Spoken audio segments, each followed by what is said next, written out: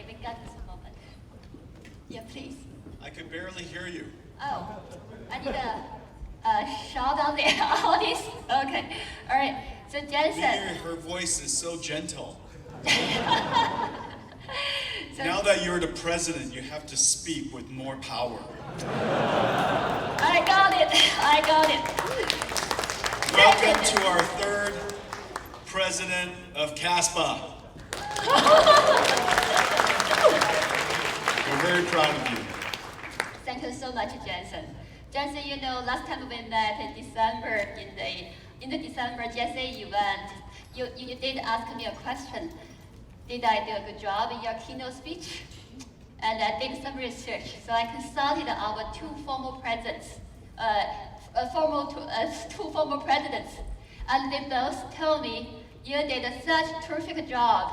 So we decided to invite you back. Thank you. I'm delighted to be back. Thank you, Jensen. So today you see our audience. Do you have so hot? Everybody want to take a selfie with you? Do you want to say something with them, to them? I'll be here all night. All right. That's a great answer. I think everybody just pick up a peaceful mind now. All right, I think the next question will be Tony. Yeah, always there. Turn right. Turn right. Yeah, There is a button. It's very technical. It's our fault. Okay, maybe. Charles, 你好.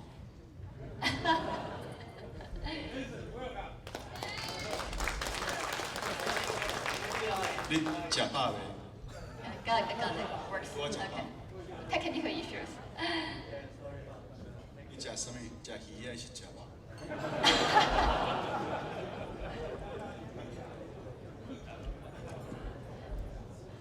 Charles and I started our companies at the same year. Yeah, right. Supermicro is also 30 years old. Nvidia is also 30 years old. Yeah, I think. I am trying to buy some time for Tony. Thank you. Because when you're up here, we're on the same team. And so when Tony has technical difficulties, because I'm a professional, I can tell that he needs assistance. And so now I can tell some jokes, keep the event going, so that there's not an uncomfortable silence. Do you all agree? See, look, now he needs help. He needs technical assistance.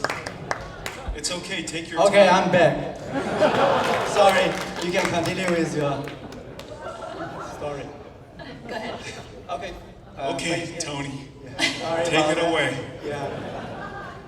So, in fact, I want to ask some technical questions. Technical questions are my favorite. Okay. So, Nvidia was founded in 1993. In the past 30 years, technology is always in Nvidia's DNA, right? You have 3D graphic in 1993, GPU in 1999, and CUDA 2006, AI 2012, and so on. So there's so many companies using Nvidia technology to do their daily jobs. Okay, so we always follow the Nvidia technology development, and we found out that for every new technology emerged, Nvidia product is there. Right? For example, when people are doing Bitcoin mining, Nvidia product was used, right? And also for the AI, Nvidia product GPU is used. And now this year, ChatGPT is again Nvidia product. So there must be some secret recipe within this company, right? So every type of technology you catch, So can you tell us something about you and your team do differently compared to other company? So I heard that you have a different management style, and how can you make? How did you do to make this company so great every time to catch all these new things? Well, that first question is pretty hard. If it's a secret and I tell you tonight, then it won't be a secret anymore. Sorry about that. Okay. We want to know. Let's see. I'll tell you in a second. But crypto was very interesting because you buy Nvidia's technology, and this is the first time that my mother understood what I did for a living. Because you buy Nvidia graphics cards, this is the way she explained it to me. She said, you buy Nvidia graphics cards, you plug it into the wall, and money comes out. And so she asked me, why do you sell it to other people? 为什么那么笨? Makes sense, right? Yeah. Nvidia was founded to do accelerated computing. Our observation was that the CPU, or general purpose computing, was very important. It was obviously the most important invention in human history. But if we added something to the CPU as a companion to accelerate the workload that the CPU is not designed for. Because, as you know, the CPU is a general purpose computer. It can do anything, it can do everything. But if you can do anything and you can do everything, obviously, you don't do something extremely well. And so we made the observation that you can add something to the CPU to accelerate very important workloads. And if you accelerate that workload, then you can reduce the cost, the energy of that workload, that application, or you can solve applications that were not possible at the time. So accelerated computing was invented 30 years ago by us, and we pursued it for 30 years. And if you followed what I just said, at all times, there's something that you can make more cost effective. And at all times, you can find something new that was not possible before that can be possible soon. Now, of course, the problem is not the chip. The problem is no chip can accelerate everything. Because if you can accelerate everything, it would just be the CPU again. And so you must be accelerating applications that are difficult, and you have to solve the problem with software. And that's why Nvidia is a software and architecture chip company. And in order for you to solve the software problem, you have to find the future applications. And you have to have your architecture has to be flexible. But we're constantly looking for future applications to enable or to enhance. And some of the ones that I'm very excited about right now, of course, you've seen many. We made a very good decision in the beginning that computer graphics is a very difficult problem to solve for a very long time. And we've been solving it for 30 years, and we're still solving it. And we, of course, discovered artificial intelligence. Of course, we discovered generative AI. Some of the things that I'm very excited about that I think will be important in the next 10 years. Robotics, of course, will be very important in the next 10 years. Protein engineering and digital biology will be extremely important in the next 10 years.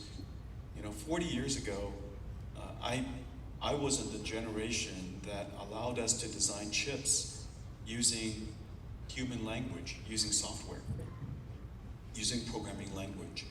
And using high-level description languages, we can design the chip and design very complicated chips. Without that high-level description language, it's impossible to design these complicated, amazing chips. And now we have the ability to describe proteins, molecules, genes, and hopefully in the near future, small cells and maybe even organs. And so if you could describe amino acids and proteins and cells and organs, that's very similar to describing transistors and functional gates and logical blocks and larger logical blocks. And so we are near the generation where engineers like ourselves today will be designing proteins in a digital way, and artificial intelligence will make that possible. And so we're constantly seeking out these future things. Some of them take a long time, and some of them become realized.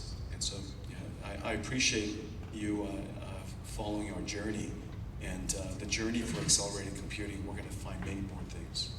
Thank you. Yes, thank you, Jensen. So my question is going to be simple and profound, I believe. So all of us witness the remarkable success of Nvidia today, but it is understood over the 3 decades journey, Nvidia actually faced a lot of numerous challenges and difficulties.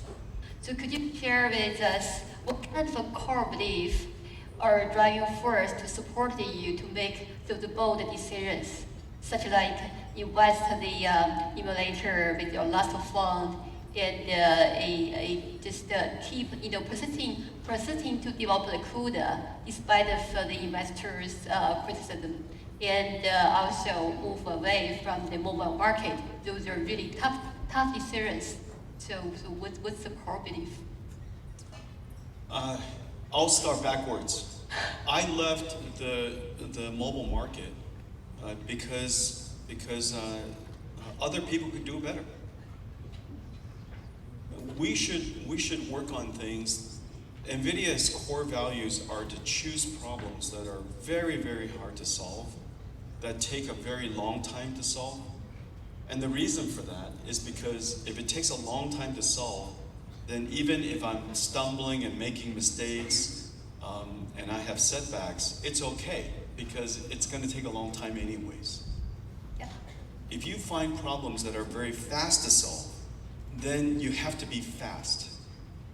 And I'm not very fast. It's very true, I'm not very fast, but I'm very persistent. I work on something for a very long time.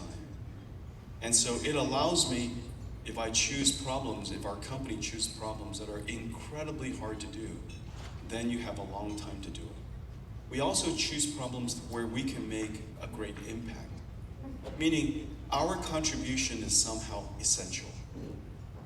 We all want to wake up in the morning and know that we've lived a purposeful life, that we've made a unique contribution, that somehow us waking up and us being part of the equation was impactful, was necessary. And so unless it's necessary for us to play or to engage that market, it's not, we will walk away from it. And the third thing that we try to select are things that give us a great deal of joy. You know, these building companies and inventing new things requires a long patience and a fair amount of pain and suffering. And so unless you find a lot of joy in it, the pain and suffering is too much. Isn't that right? In most, whether it's being a parent or being a teacher or being an entrepreneur or being an inventor or a president, or you have to love the work because the pain and suffering is too great otherwise. And so we choose problems that have those three characteristics. And in the case of mobile, there were other people who do just an incredible job. You could see that MediaTek does an incredible job, Qualcomm does an incredible job. There's no reason for us to go do that anymore because other people do such a good job. And so it's easy for me to make the decision based on the attributes that I described. On the other hand, CUDA is unique. We're the only company that dedicated itself to accelerated computing for 3 decades. And the problem is so insanely hard that it took 3 decades, and we're still working on it. This is one of the hardest computer science problems the world's ever known. And so I have plenty of time to go enhance my skills and make our contribution. And because everybody else was working on general purpose computing and CPUs, and 100%, right? We were the only one that really believed in accelerated computing. It made sense for me. You know, it follows the virtues that I described. And let's see, you asked a question about the emulator. Yes. Mingyu is asking a question about a long time ago in the beginning. Our company almost went out of business. Yes, I wanted to talk. Yeah. That's right. We almost went out of business, and we made several very important decisions all at one time, and those decisions shaped our company. And one of the decisions was the way that we design chips. We had no time left and no money left. And so we had to make that chip perfect. But there was so much software on top of the chip. You cannot develop the software without the chip. And if you don't have the software, you cannot make the chip perfect. So this is the chicken or the egg problem. And so we had to find a way to start developing our software before we tape out the chip.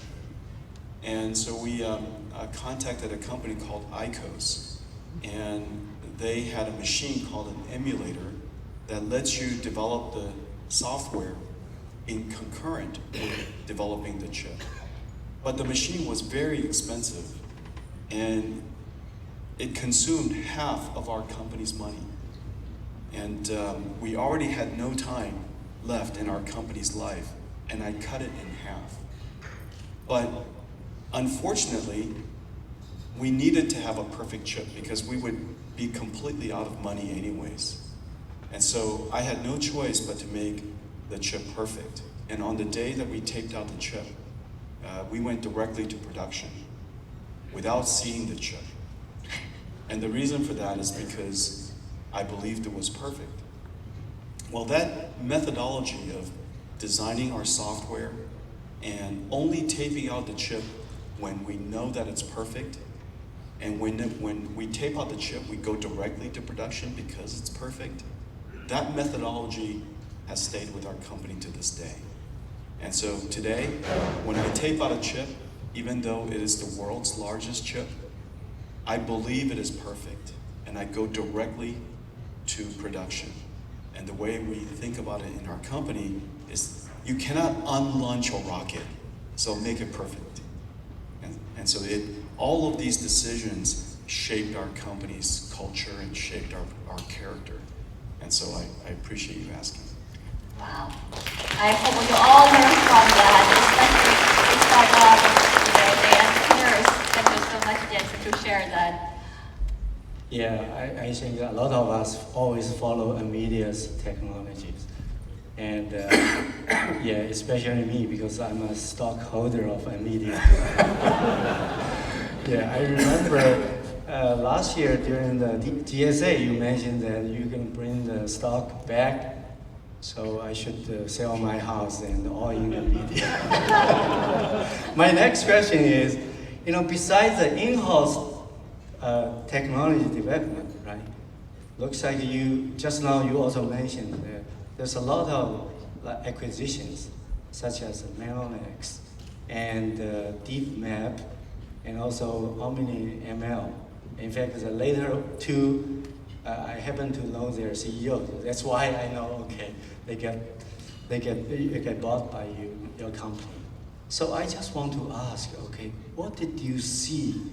Looks like they are in automotive and also edge computing area, right? What did you see, and what do you think about the automotive and also edge computing?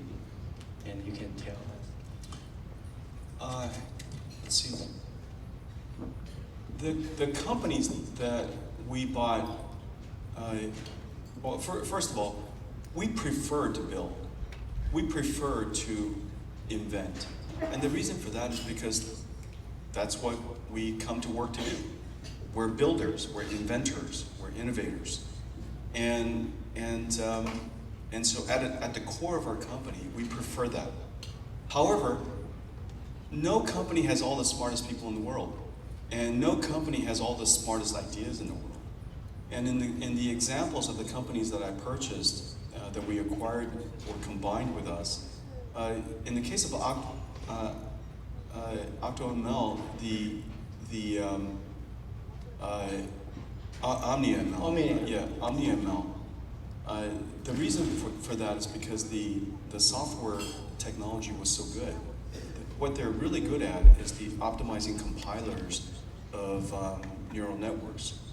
And the compilation of neural networks and neural network graphs is really a complicated problem. And the team is really, really good.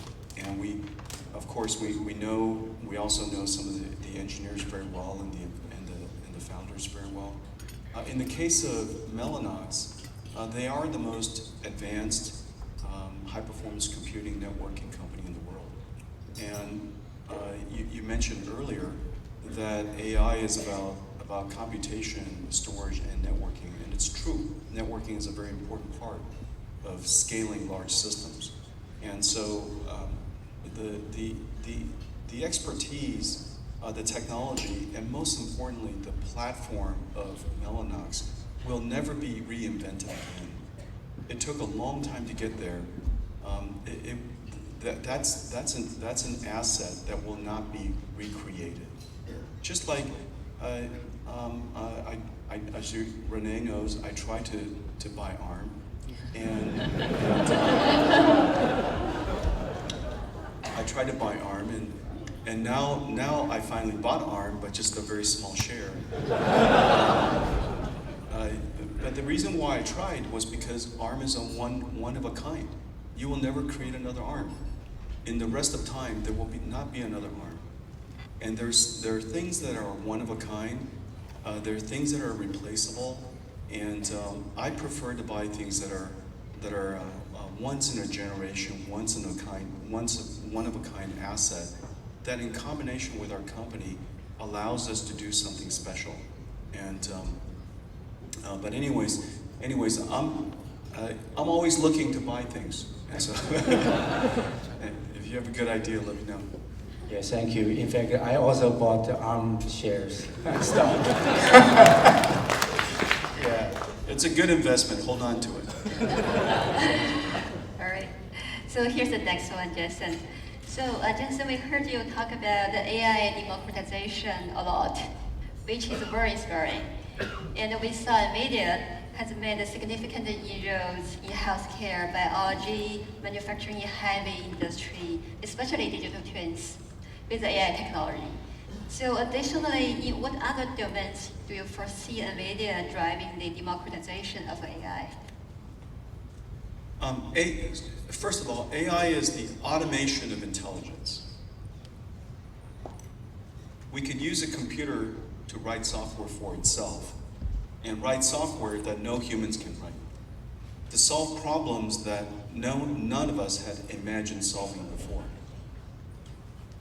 However, AI is expensive to build because these systems are large. It takes a lot of computation to write software. And the industries that can afford it are the ones with the most data and the most computing expertise and the most scale, most money. And those industries tend to be large consumer internet companies. And I think that that's terrific. It's terrific that we're advancing AI for some of the largest computer science problems. However, there are many vertical industries that don't have the computation scale that consumer internet companies have, but the problems are very important to solve. For example, digital biology. For example, bringing AI to chip design. Chip design is a big industry, but it's not a very big industry, and not very big industry as consumer internet. And so we have to make an effort to bring AI to enable industries like chip design and EDA and CAE and physics and climate science and digital biology, material sciences, very important industries that can benefit from AI. And so we've made it our purpose to enable every company in the world and every industry in the world to be able to access AI. And I do believe that that's going to make a great contribution to the advancement of industries and science beyond the very important work of consumer internet. And so that's what we're doing. Thank you so much, Jensen. Okay, Jensen, just now you mentioned Mellanox is the best connectivity company in the world. In fact, I'm working at Broadcom. I'm also working on the connectivity. We also making very good connectivity. So you're also, yeah, Broadcom. I meant to say that Broadcom is excellent. Thank you. Yeah. So my next question is, what do you see the next technology? I have to be careful here. It's okay. Everything I say is going to offend somebody. Please, in the future, please identify yourself. Yeah, I think both companies. So I can be complimentary right away. Yeah. So what's the next technology tide you see in the near future? So you can share. What's the next technology? Tide. Big wave. Big wave. Yeah. Big wave. Well, the wave that we're in today is just beginning, and this wave is not nowhere near too late. It's just in the beginning. The first wave, of course, is that the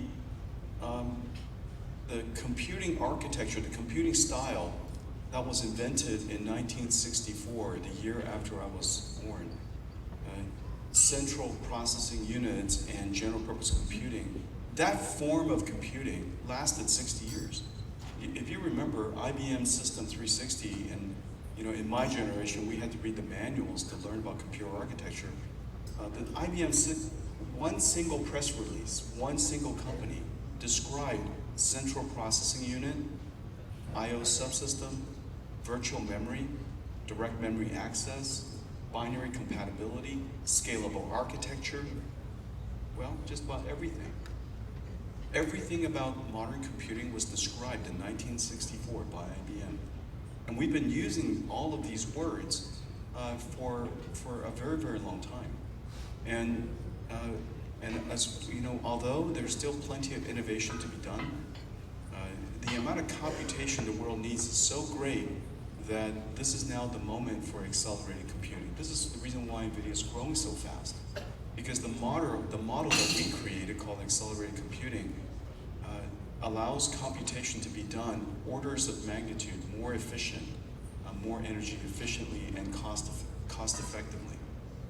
The second wave that is happening is because of accelerated computing, a new form of programming model has emerged. We used to program our computers with computer engineers, programmers. Now, in the future, anybody can program a computer because the computer programs itself. And so the programming language of the future is human language, us. Talk to it, write to it, show it examples, and the computer will write the programs to execute it by itself. This is the AI generation, and it has not only changed the type of, revolutionized the type of applications that we can write, but how we write that application. Whereas we used to write with Visual C++ or Visual Studio, and we would create libraries and SDKs and write programs, in the future, we will assemble AIs. There's no programming to do. You assemble AIs. Well, what does that mean? Assembling AIs is like assembling teams. This is what we do all the time. When we're solving a problem, we assemble teams of specialists, and we ask the team, we give the team a mission, and we give it resources, and the team achieves a result. That's the way software is going to be written in the future, right now. This wave is just in the beginning. And so I think in 10 years' time, a computer will be unrecognizable to you today. this is what the revolution is going to happen. And so after 60 years, we're going to change computing in a very profound way. This is the next wave. Thank you. Looking forward to that.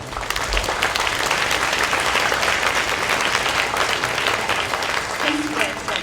Next point, we are so curious about the CUDA. So CUDA has brought tremendous success to Nvidia, and its ecosystem has had a profound impact on the industry.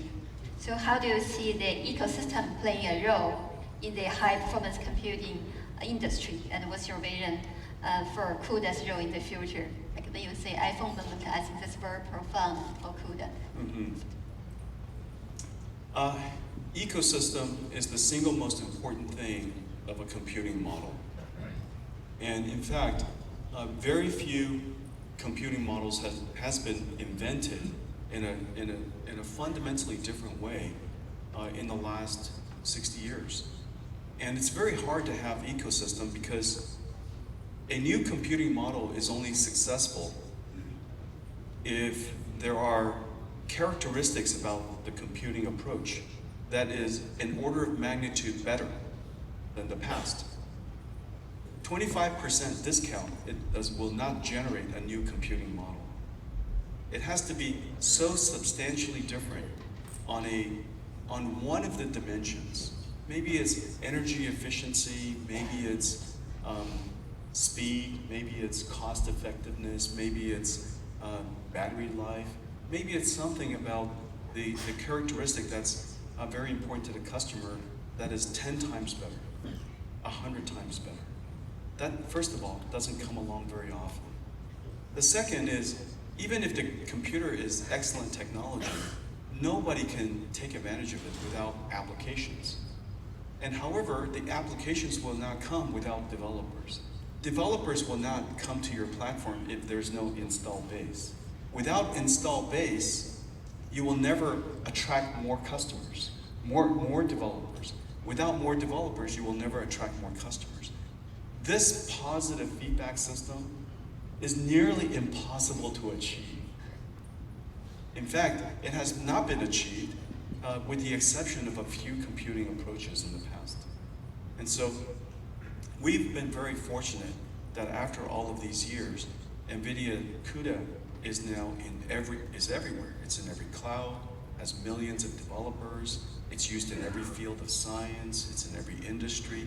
And so we now have a positive feedback system that allows the innovation to result in more applications, which generates more sales, which creates more install base, which attracts more developers. This positive feedback system took a long time to create.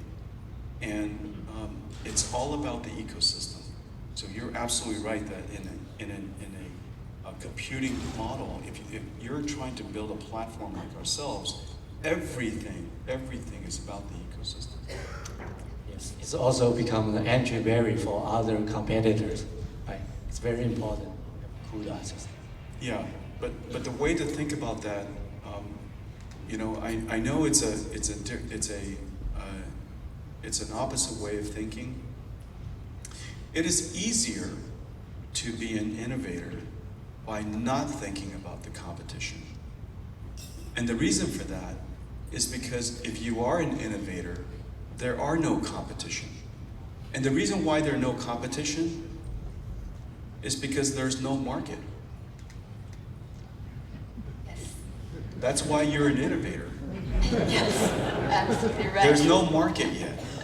And in fact, people who work at NVIDIA knows that I have a phrase called $0 billion market. Unless it's a $0 billion market, I am not interested. And if there is already a market, what are we doing being in it? They're doing such a good job, leave them alone, right? Buy their stock. What we should do is go to a $0 billion market and make a unique contribution. And hopefully it turns into a large market for everybody to enjoy. Thanks. Great question. Thank you, Jensen. You know, when I give a keynote, everybody's stock price goes up. When other people give keynotes, my stock price goes down. But it's okay. 没有关系了。谢谢 Jensen. So Jensen, I was very much inspired by Nvidia's investment on the climate change with the AI technology. I believe some of the audience here may not know the Earth 2, the digital twins of Earth. And Jensen, would you like to share with us more about Earth 2 and how do you perceive AI technology can help to improve the climate change and the sustainability for our society? You know, now we are like 97, you know, degree. So. Yeah, climate change, as all of us would acknowledge, is here, and it will never. It will be a very difficult condition for a long time. We still have an opportunity to change our habits and invent technology that can of course reduce fossil fuel use, reduce carbon emissions, and also capture carbon and reduce climate change effects long term. But for our generation and the next, mitigation will not be enough. Adaptation will be necessary now. We have to acknowledge that climate change is going to come. We have to predict the impact of climate change, the severity of climate change, and where the world it is likely to affect first and when. And so that requires us to do climate simulation, which is very, very hard to do. Weather simulation is not easy to do. Climate simulation is basically impossible to do today. Now, of course, predicting the average temperature of the Earth at any given time, 10, 20, 30, 50 years out, is possible, it's possible, and done within a fairly good degree of accuracy. However, the world doesn't care about average. You care about your own neighborhood. You care about your own region. California, of course, needs to care about the frequency of dry weather conditions that's conducive to accidental forest fires. You know that California is practically on fire all the time. And so we need to have a better understanding of how severe this is going to be someday. There's a possibility that California literally will be on fire every single day in the future. And so we have to really acknowledge that, try to do a better job predicting that future. Well, in order to simulate the climate, multi-physics has to be involved. You have to understand not just atmospheric physics, but you have to understand low cloud physics, high cloud physics, ocean physics, ice physics, ocean or lake physics, and also land physics. And this multi-physics, you need to understand chemistry. Of course, you need to understand human input, human factors, human drivers. All of these different conditions and different drivers need to be considered in the simulation. And you have to predict it out, not just for this today and next week, but you have to do it for tens of years. This computation problem is extreme. And in fact, it requires, using today's principled simulation methodologies, requires 1 billion times higher performance. That will not be achieved, obviously, through brute force, not even with accelerated computing. And so what we have to do is approach it not by using principled physics, but using principled physics to teach artificial intelligence how to predict it. It's a little bit like, for all the scientists in the room, principled physics simulations is essential for understanding causality. But we don't really need to know causality because we understand the cause of weather. We understand the cause of climate change. And so we could teach an AI how to predict without doing causal simulations. And that prediction can be potentially hundreds of thousands of times, if not 1 million times more performant as well as energy efficient. if that's the case, we can do a very good job doing climate prediction. And so we're building a digital twin of the Earth so that we can have very high resolution climate simulations in the future, considering all of these various forms of physics. And by doing so, each one of the regions around the world could understand, could have a better feeling for what is their adaptation strategy that has to be executed and when. And so that's the purpose. Wow, thank you so much, Jensen. I think now everybody knows what is theirs too. Thank you. So my very last question, sorry, Jensen, we keep you here also questions. I'm happy to answer questions. Yeah, these are very difficult technical questions. for a Saturday night. We are sorry about that, Jensen. So very last one, I promised. So I noticed you and Laurie founded a family foundation to support STEM and other great causes. How would you like to inspire the young teens to get into the STEM path, which is our future? Yeah, in fact, I need to add something because today we have a lot of high school scholarship winners and say something to them and try to encourage them to learn STEMs. I think the best way to inspire is to, one, show example. Lead by example.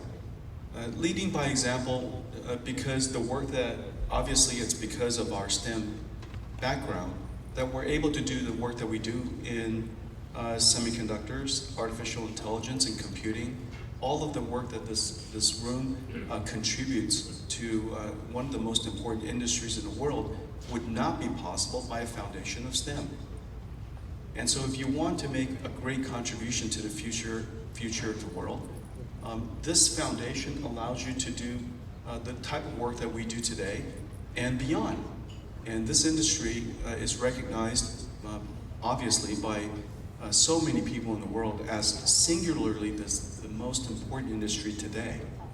It is at the center of almost all discussions today.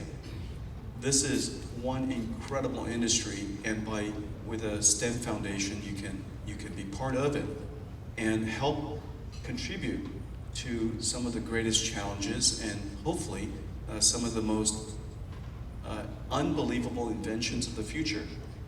This is having a STEM foundation is the reason why I'm here, and I'm continuing to advance my own STEM learning. One of the things about being an engineer, of course, your education never finishes, isn't that right? Yes. And Yes. so we dedicate ourselves to learning, and in fact, Saturday is my learning day.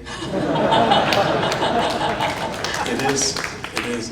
I dedicate a lot of time on my Saturdays to advance my own learning, and I learned a lot today. And so I would encourage the next generation to seriously consider and be inspired by this. It is one of the most joyful ways of building a career. STEM will teach you how to reason, how to think from first principles. Of course, you'll have the foundations of the most important knowledge that's essential for many industries, and it could lead you to a whole bunch of different careers. And so I definitely advise you to seriously consider STEM. It has brought my life great joy, and I know that it's going to bring your life great joy.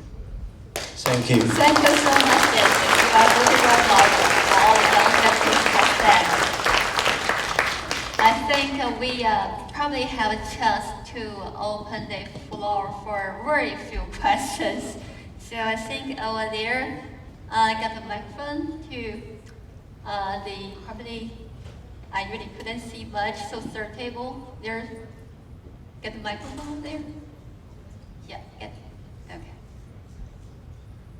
We're family, right? You can just walk up. It's okay. Tony spent the whole night telling me we're family. Come on. Yes, we are family. Yeah. We are family, yeah, please. Thank you, Jason. My name is Wong Bao from Cadence Design System. As you can see here, we have many young professionals today attending this event as volunteers. So what's your advice for us young professionals? how can we best navigate our careers in such fast-changing AI era? Thank you. I appreciate that. First of all, Anirudh is an excellent CEO. I just want to, I am very, very impressed by him. His deep technical knowledge of computational sciences and his own background in artificial intelligence is going to be very important for the future of Cadence. Let's see. I'm going to first say something that's a little bit counterintuitive. And in fact, it is my own personality.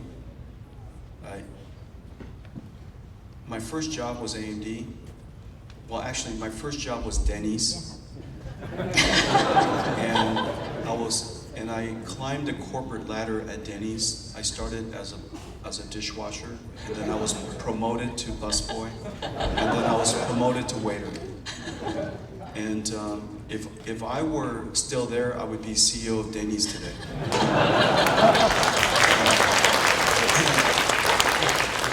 But they have an excellent CEO. Kelly Valade is an excellent CEO. I met her recently. She bought me breakfast at Denny's.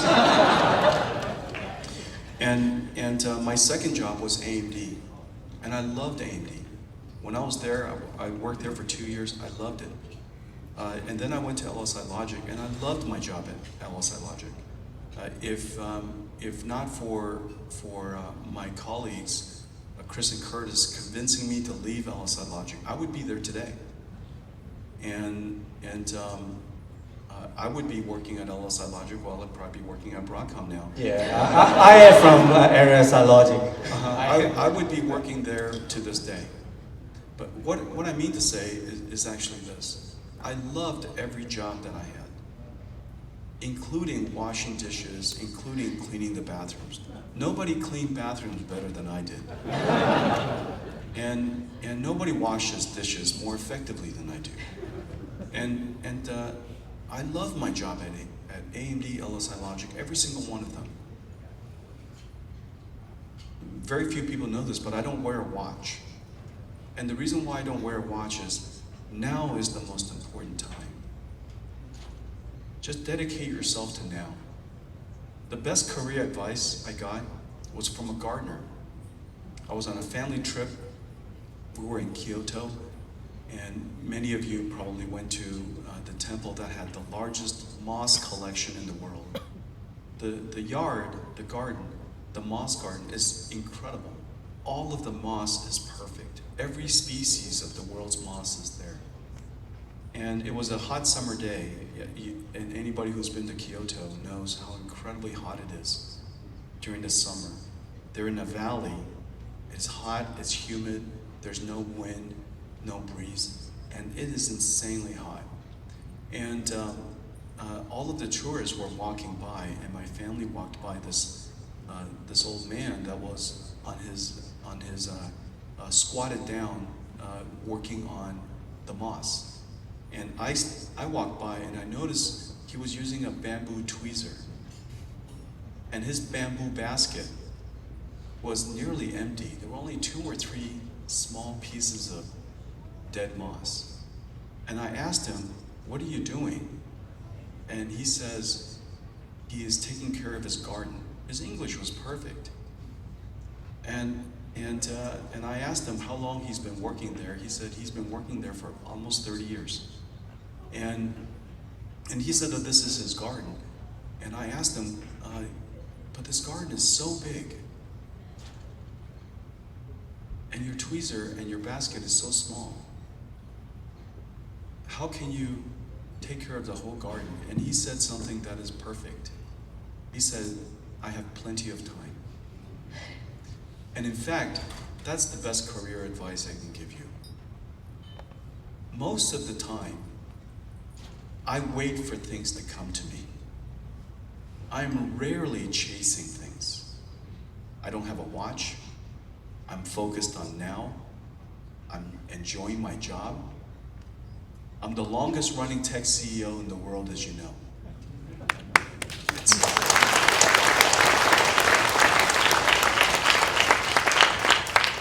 I am largely unemployable now.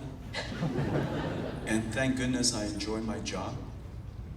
And so dedicate yourself to learning all the time, doing the best possible work you can.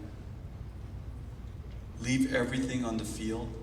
You know, by the time I get home, I am exhausted. By the time I go to bed, I'm exhausted. And I'm happy about my day because I did everything I could. And that kind of habit, and people you'll be surprised. I'm not at all ambitious. I don't aspire to do more. I aspire to do better at what I'm currently doing. I'm not reaching for more. I wait for the world to come to me. And so I know it sounds exactly the opposite of a career advice. And look, people who know me also know Nvidia doesn't have a long-term strategy. We have no long-term plan. Our definition of a long-term plan is, what are we doing today? And it's I think that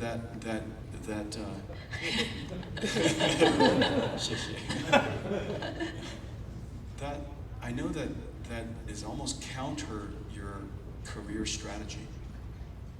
But I think the advice that he gave me was a very good one. And you have plenty of time. Enjoy your work, do the best you possibly can, and just keep learning every day, and good things will come to you.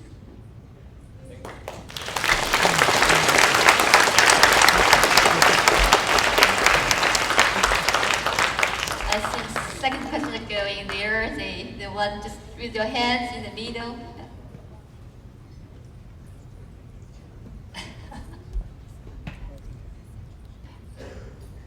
Hello, Jensen. Hello. My name is Zibin Xiao. I'm the Secretary General of CASPA this year. So I'm also a co-founder and a hardware architect for an AI chip design company. So as an AI architect, I really admire your vision to bring GPU architecture to general purpose computing back in 2006 when I was a PhD student. So among our audience, actually, there are a lot of companies doing different architectures. Everybody wants to beat Nvidia. So people are working on reconfigurable data architecture. People are working on in-memory computing. People are working on light computing, and people are also working on RISC-V plus AI. So my question is, in the next few years, do you think GPU architectures can still dominate? Do we still have a chance?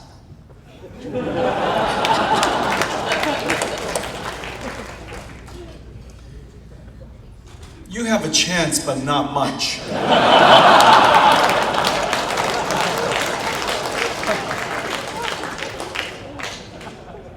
It is in fact so little it's incalculable.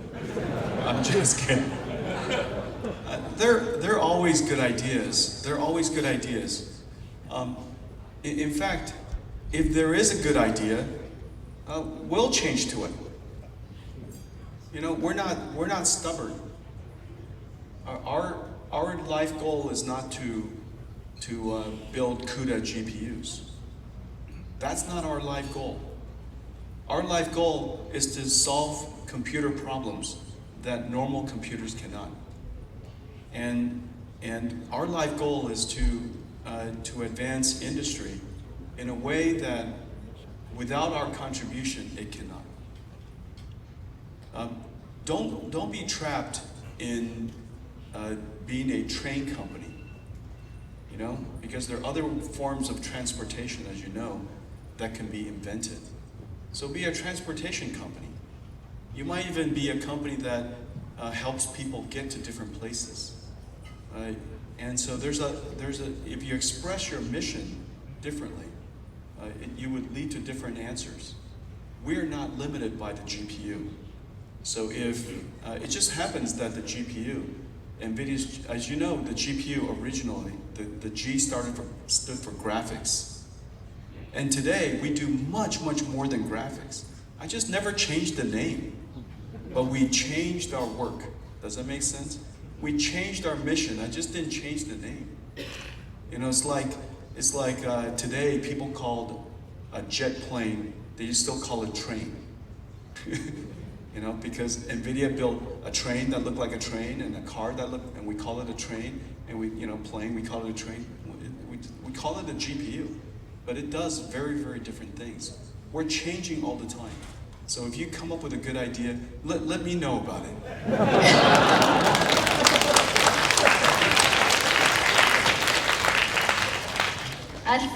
Thanks so much, Jensen. I think the last question will give our high school student, give them a chance to, you know, get the inspiration from Jensen. Yeah, over there, I think there's a girl over there. Yeah. Hi. Oh, actually, yeah, she come up. Come on up. Why don't you come up on stage? Okay, get Yeah, on stage. sure. Yes. You dress so wonderfully tonight. You might as well come up on stage.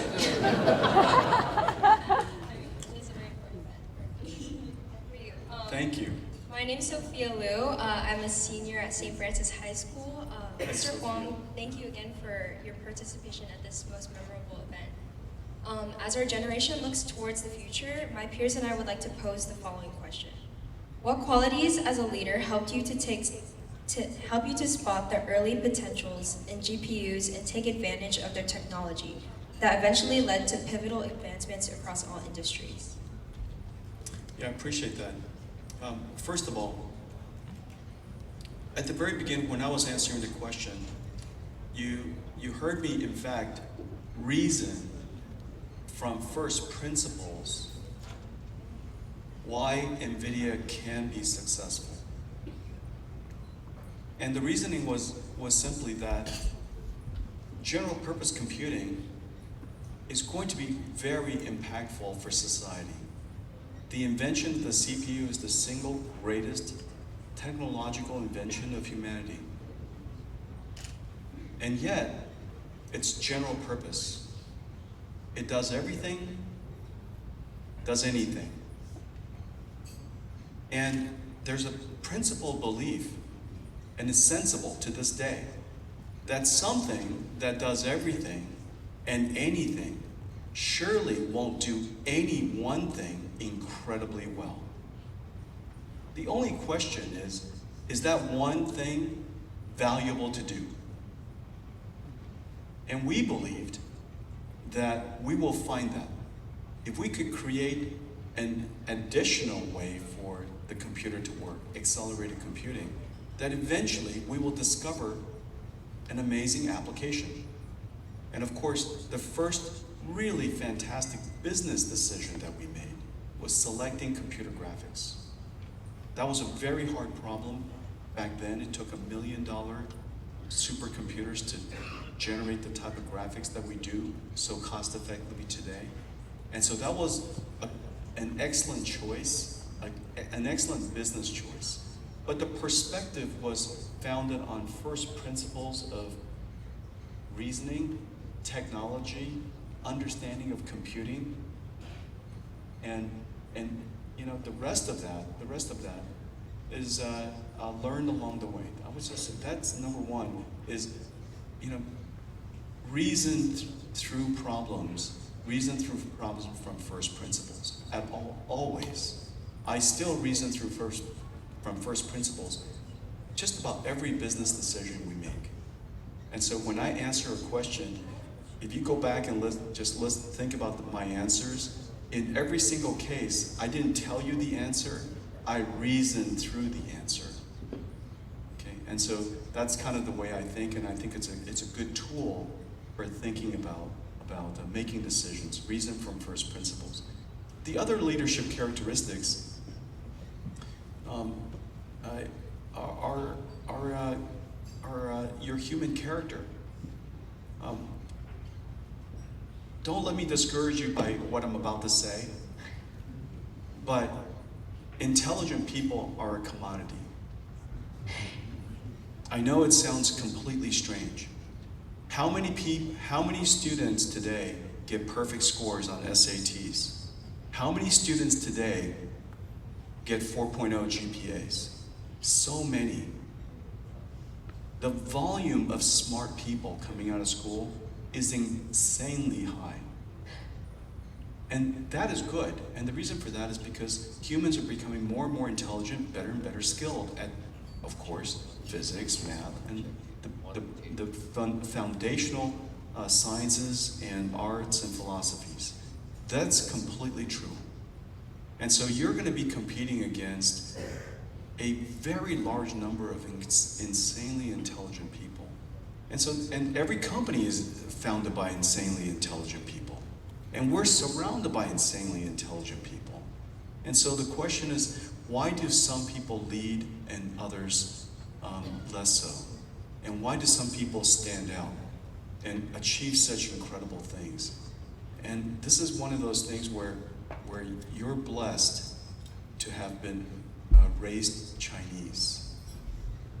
One of the characteristics of Chinese, of course, is the ability to tolerate long-term pain and suffering.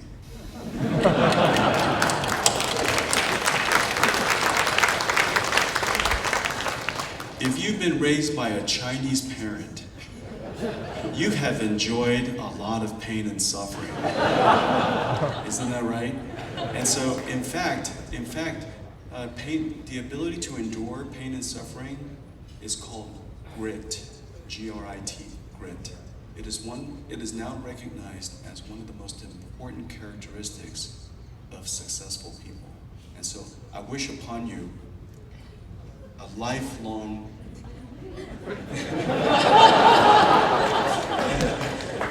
plenty of pain and suffering. Thank you. All right, thank you. Thank you so much.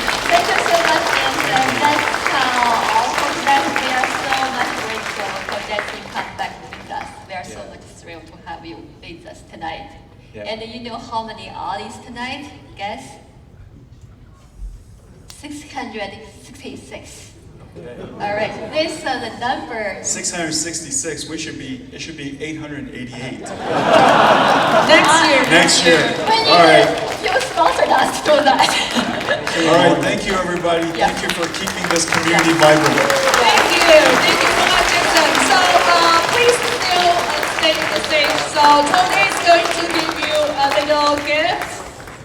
Thank you. Tony, you prepared something for Jensen. Yes, we do Yeah. have a token A small token. appreciation. Thank you very much. Yeah, let me thank you, sir. Yeah. A round of applause for such a terrific event and Well, moment. I have a high schooler, so I always tell her, low pain, low gain, which is exactly what I said. So talking about the future, we have mentioned so many times. Oh yes, the scholarship. So yeah, I know. Echoing to what you said, because we do have the next session. We want to appreciate the excellent, the exceptional achievement our high school students Yeah. in their school time. So now I would love to introduce Mr. Hao Huazhou Charlie to the stage. He's also our former president and also current BOA Board of Advisor. He's going to officiate this awarding ceremony to our high school students. Yeah, thank you. And CASPA not only care about technology future, also about our future generations. So we have select 13 high schoolers for a good performance on the academic and the social service.